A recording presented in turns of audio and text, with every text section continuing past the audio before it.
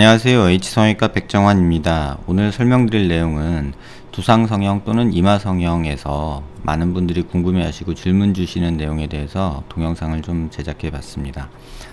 두상성형이나 이마성형 시에 보통의 보형물은 실리콘 보형물 같은 경우에는 이마 부위에 한 3cm 정도의 절개를 수평으로 또는 수직으로 이렇게 가해서 보형물을 접어서 넣는 그런 형식을 취하게 됩니다.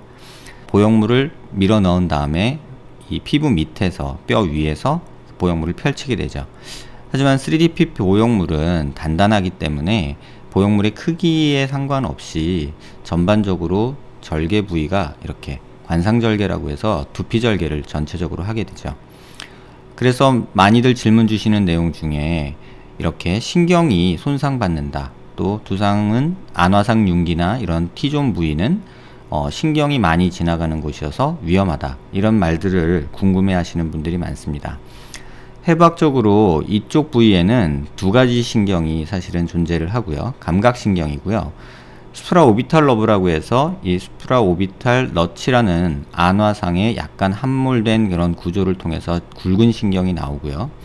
또 수프라트로클리아 너브라고 해서 안화 안쪽으로 해서 이렇게 신경이 나오는, 보통은 두 가지 신경이 감각을 담당하고 이 수술 중에 손상받을 가능성이 있는 그런 부위의 신경입니다.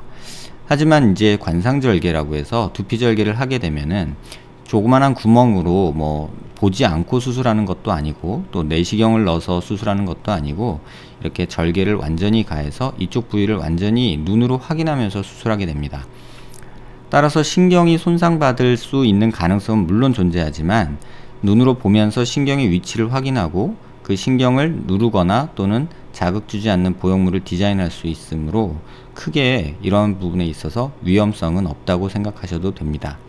가능성은 존재하지만 육안으로 확인하고 경험 있는 선생님이라면 굳이 이런 신경에 대해서 크게 두려워하지 않으셔도 된다는 말씀을 먼저 드립니다. 이 환자의 경우에는 이 T존 부위에 이쪽 안화상 융기 수술을 원했던 건 아니고요. 이쪽 T존 부위, 그러니까 내지온이라고 해서 프론탈본하고 내잘본하고 연결되는 이런 수처 라인 위쪽으로 이 부분이 함몰된 것을 조금 개선시키고자 하셨습니다. 일반적으로 코 수술은 이렇게 내지온이라고 해서 내조프론탈 수처 라인 위쪽으로 보형물이 들어가는 경우는 조금 드문데요. 환자분에 따라서 이쪽 부위, T존 부위에 좀 돌출을 원하시는 분이 있어서 이렇게 보형물을 디자인해서 수술한 경우입니다. 이 수프라오비탈 너츠라고 해서 안화 위 신경이 나오는 이런 신경 위치가 있고요.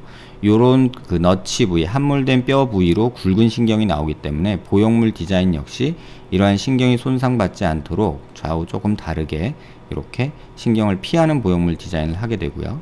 또 원하는 부위를 높이기 위해서 이렇게 보형물 디자인을 하였습니다. 사면에서 보시면 수술 전 모습과 수술 후 모습에서 안화상 융기 이쪽 부위는 조금만 만들고, 여자분이기 때문에 수프라오비탈 러브가 나오는 이 부위에 보형물이 걸치지 않도록 또 신경을 누르거나 자극하지 않도록 보형물 디자인을 하였습니다. 옆모습에서 보시면 내지온이라고 하는 이 부위, 프론탈본과 내잘본의 수처 라인이 만나는 이 부위 위쪽으로 해서 이렇게 보형물이 만들어져서 이쪽 부위에 돌출을 준 모습을 볼 수 있고요. 고개를 든 모습에서도 이 부위에 볼륨이 생긴 모습과 약간의 그 이마 앞쪽에 함몰된 부위를 둥그렇게 만들어주는 이런 보형물을 삽입한 모습을 확인할 수 있습니다. 고개를 숙인 모습에서도 보시면 이런 돌출이 만들어진 모습을 볼 수 있고요. 실제 환자의 피부명을 보시면 이렇게 프론탈 보싱이라고 해서 앞쪽에 튀어나온 부분이 있지만 이런 부위, T존 부위 아래쪽, 내잘본 약간 위쪽으로 해서 이렇게 볼륨이 만들어진 모습을 볼 수 있고요.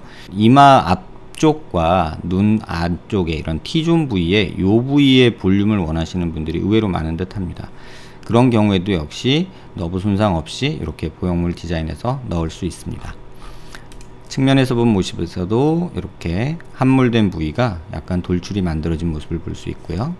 측면에서 보시면 눈두덩으로 가려져 있던 이런 콧대 윗부분이 눈두덩보다 낮아져 있던 부분이 수술 후에 약간 더 올라오고 이쪽 부위에 볼륨이 만들어진 모습을 확인할 수 있습니다. 고개 든 모습에서도 이쪽 부위에 볼륨이 만들어진 모습을 볼 수 있고요. 고개를 숙인 모습에서 역시 이쪽 부위에 볼륨이 생기고 이쪽 눈가 라인 따라서 이렇게 볼륨이 만들어져서 약간 눈이 깊어 보이는 그런 느낌을 만들 수 있습니다. 또 많이들 궁금하시는 게 두피 절개 후에 흉터가 어느 정도 남느냐, 절개 부위가 어디냐 이런 질문들을 많이 하시는데요. 대부분 귀 앞쪽, 귓바퀴 앞쪽에서 이렇게 절개 라인이 되고요. 이 부분 같은 경우는 조금 일반적인 두피 절개보다 약간 앞으로 만든 경우고요.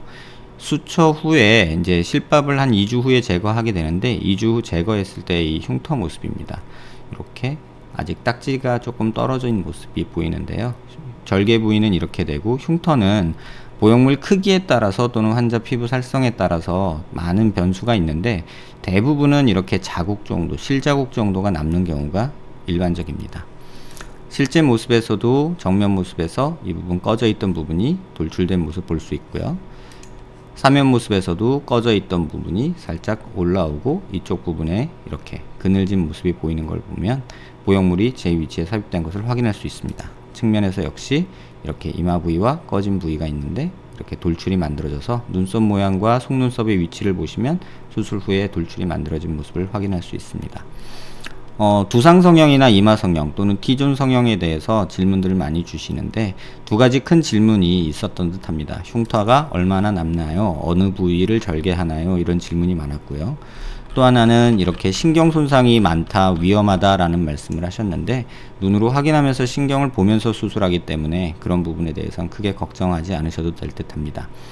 이 내용이 수술을 준비하거나 또는 막연한 두려움이 계신 분들에게 도움되는 내용이 되었길 바랍니다. 감사합니다.